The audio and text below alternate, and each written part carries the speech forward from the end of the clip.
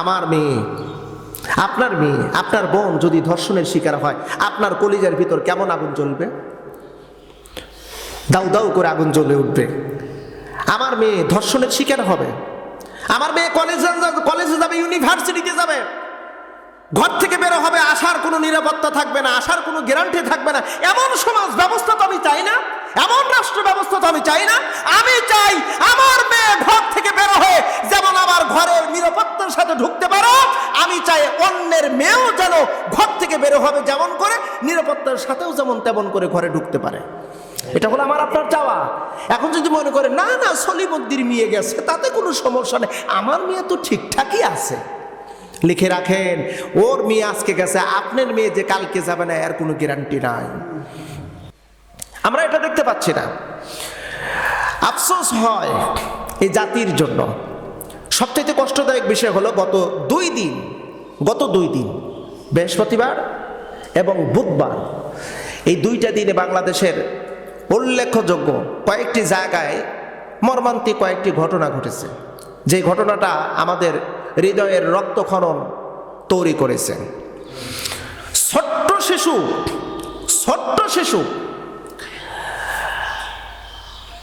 যার 10 বছরের নিচে হবে বয়স, এই 10 বছরের শিশুকে তার শারীরিক প্রেশার কিট করে তাকে হত্যা করা হলো। যারা এই কাজগুলো করছে তারা আদৌ কি মানুষ? কথা বলেন, আদৌ মানুষ নাই। বয়স কত? 6 বছর। দেখলাম এখানে 6 বছর। 6 বছরের একজন ছোট্ট বাচ্চা, 6 বছরের ছোট্ট বাচ্চা, তার উপরে শারীরিক নির্যাতন করার পরে হত্যা করে ফেলল। নরসিংদী জেলায় যে বিষয়টা নিয়ে এখন সোশ্যাল মিডিয়া সহ মিডিয়াতে ব্যাপক তোলপাড় হচ্ছে, 15 বছর বয়সী এক কিশোরীকে বাবার সামনে থেকে তুলে নিয়ে সংবদ্ধভাবে ধর্ষণ করলো। ধর্ষণ করে যাতে প্রমাণ যাতে না থাকে হত্যা করে ফেলল। 8 বছরের শিশুকেও ধর্ষণ করলো রামপুরা থেকে নিয়ে গিয়ে ধর্ষণ করে মেরে ট্রেনের ভিতর ফালায় রেখেছে। এই যে চরিত্রের অবক্ষয়, অনৈতিক শিষ্টাচার, এর জন্য দায়ী কারা?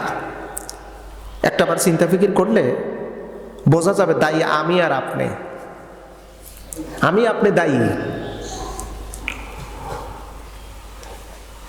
পৃথিবীর কয়েকটা সেক্টরে নিয়ম আল্লাহ সুবহানাহু ওয়া তাআলা আইন একটু ভিন্ন ভিন্ন করে দিয়েছেন।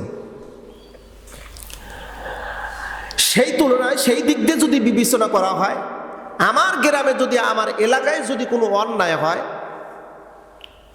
এই অন্যায় সংগঠিত হলে ওই অন্যায়ের যতগুলো গুনাহ হবে ওই গুনার একটা অংশের ভাগে আমি। আমার গ্রামের ভিতর যদি কোনো একটা ভালো কাজ হয়, ওই ভালো কাজের যেই বেনিফিট, যেই সওয়াব হবে, ওই সওয়াবের একটা অংশের মালিক আমি। প্রশ্ন করতে পারেন, হুজুর এটা আমার কেমন কথা? আব্দুর রহমান আব্দুল্লাহ সে নেকির কাজ করলো আর আপনি সওয়াবের অংশীদারিত্ব হয়ে গেলেন, আপনি ভাগী হলেন, এটা কেমনে, কিভাবে? এটাকে বোঝাতে হলে বুখারী শরীফের কয়েকটা হাদিসের আলোচনা করতে হবে। গুনার মালিকও হবেন আপনি, নেকির মালিকও আপনি হবেন। আমার দেশ, এই দেশ হলো আমার একটা পরিবার, এই দেশ হলো আমার একটা গ্রামের মতন।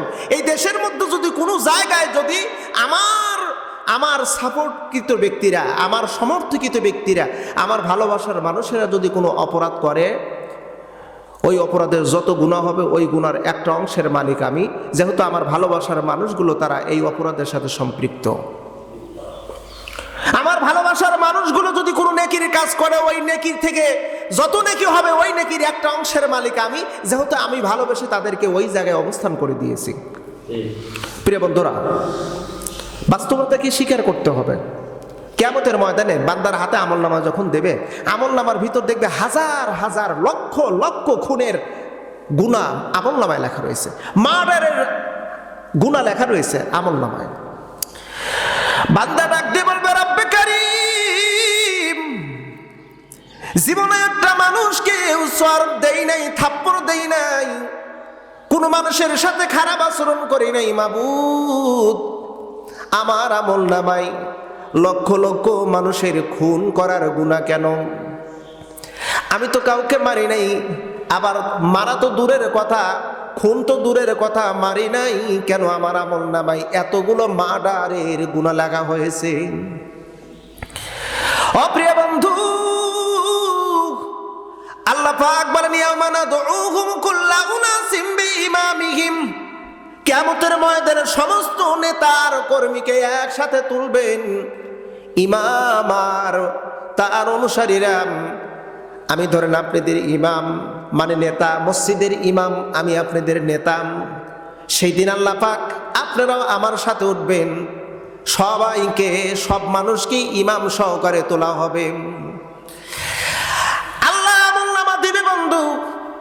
আমলনামা পড়ার পরে বলবো, আল্লাহ আমি তো কোনো খুন করি নাই, কোনো মানুষকে হত্যা করি নাই।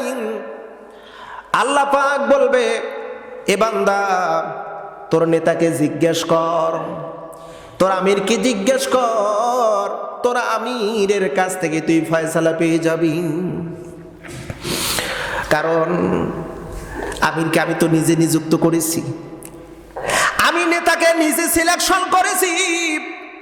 সিলেকশন করার কারণে ওই নেতার মাধ্যম দিয়ে যতগুলো মার্ডার করা হয়েছে সবগুলো মার্ডারের গুনাহ আমার আমল নামায় দিয়েছেন আমার আল্লাহ।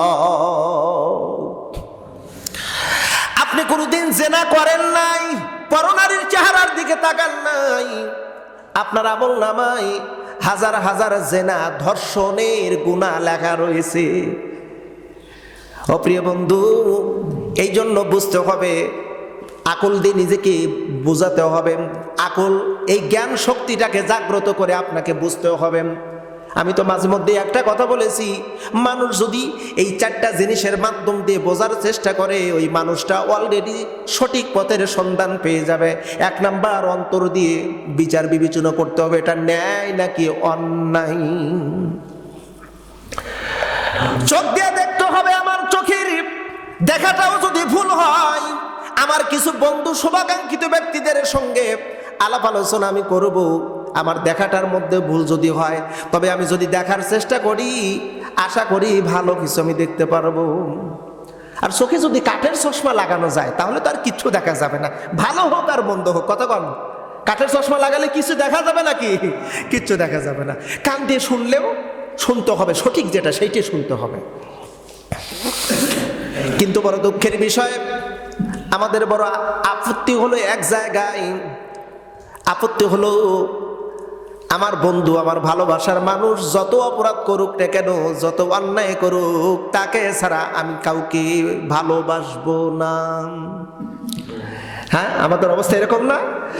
অথচ আল্লাহ পাক রব্বুল আলামিন একটা আইন বানায় দিলেন, একটা আইন বার্তা দিলেন, ফরজ করে দিলেন, ইয়া আইয়ুহাল্লাযীনা আমানু আতিউল্লাহা ওয়া আতিউর রাসূল।